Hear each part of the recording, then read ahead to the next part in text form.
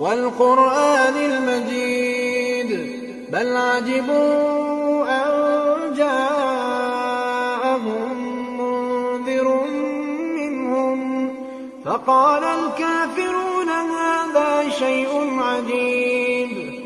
أإذا متنا وكنا ترابا ذلك رجع بعيد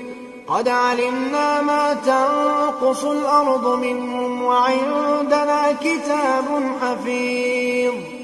بل كذبوا بالحق لما جاءهم فهم في أمر مريج أفلم ينظروا إلى السماء